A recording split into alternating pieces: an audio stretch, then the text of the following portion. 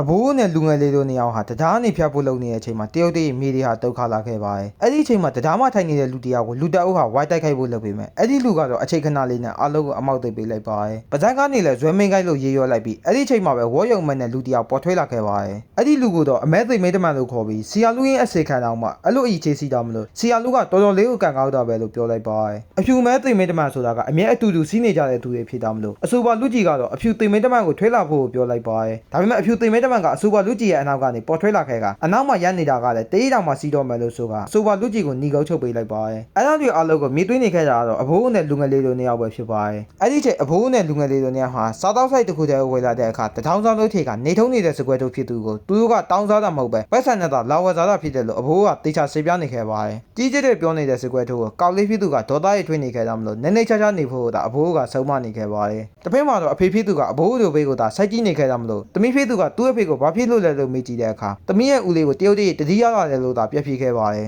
စားစရာရတဲ့အခါကြားတဲ့ပိုက်ဆာကလေးပြဖြစ်နေခဲ့ပေမဲ့သူတို့မှစီးတာတော့တုတ်ပြတာစီးနေခဲ့တာမလို့စကွဲထိုးကတော့တပြားမှမစော့ပေးနိုင်ဘူးလို့သာပြောနေခဲ့ပါတယ်အဲအကြောင်းမလို့ဘေးကလူကပဲလိုနေတဲ့တပြားကိုစိုက်ပေးလိုက်ပါတယ်ခောက်ဆွဲစားတဲ့အခါမှာလည်းအဘိုးကသူစားမဲ့ဘက်ကကိုအစိတ်စီးမရှိစစ်ပေးကလူငယ်လေးကိုပေးလိုက်ပါတယ်လူတွေကြီးနေကြမလို့လူငယ်လေးကနောက်တစ်ခါအဲ့လိုမလုပ်ဖို့ပြောတဲ့အခါသူဘလို့သိပေးထားတာလဲဆိုတာကိုမေးသွားပြီလားလို့သာအဘိုးကပြမေးပါတယ်လူဆိုတာကဘဝမမြင့်ပဲအမြဲတတိနဲ့နေရမှာဖြစ်ပေမဲ့အခုချိန်မှာသာအဘိုးကအစိတ်မိပြီးတေးသွားခဲ့မယ်ဆိုရင်သူ့ဘသူကပြုစုပေးမှလဲလို့သာပြန်မေးနေခဲ့ပါတယ်မပြောရမနေနိုင်တော့တဲ့ကောင်မလေးဖြစ်သူကလည်းအစိတ်ကနေတို့အသေးထိတ်တောင်မှတပ်ဖို့စီအောင်မယ်လို့ပြောလိုက်တာမလို့ကောင်လေးဖြစ်သူကဒေါသထွက်သွားခဲ့ပါတယ်သူရဲ့သမီးဖြစ်သူကိုတားလိုက်ကအဘိုးစီကနေခုနကပိုက်ဆံအိတ်ကိုပြကြည့်ဖို့ပြောလိုက်ပါတယ်အဲ့ဒီပိုက်ဆံအိတ်ကိုတော့ကောင်မလေးကသူ့ဦးလေးလူကြီးရဲ့ဟာဆိုတာကိုတားသိသွားခဲ့ပြီးအဲ့ဒီချိန်မှာပဲထိုးအိတ်နဲ့အလားတူအိတ်တစ်ခုကိုထုတ်ပြလိုက်ပါတယ်အဲ့ဒီပိုက်ဆံအိတ်ကိုဘန်းကနေရလာတာလဲလို့မေးတဲ့အခါနှစ်ယောက်သားကခေါင်းငိုက်ဆိုင်နေကြတာမလို့မကြောက်ဖို့ပြောလိုက်ပြီးသူကပိုက်ဆံအိတ်ကိုဘန်းကနေရလာတာလဲဆိုတာကိုသာသိချေတာလို့ဖြင်းရင်းသာပြပြောလိုက်ပါတယ်အဲ့ဒါကြောင့်မလို့အဘိုးကပိန်မျိုးတော့ကြောက်တဲ့သားနာကနေကောက်ရတယ်လို့သာပြောလိုက်ပါတယ်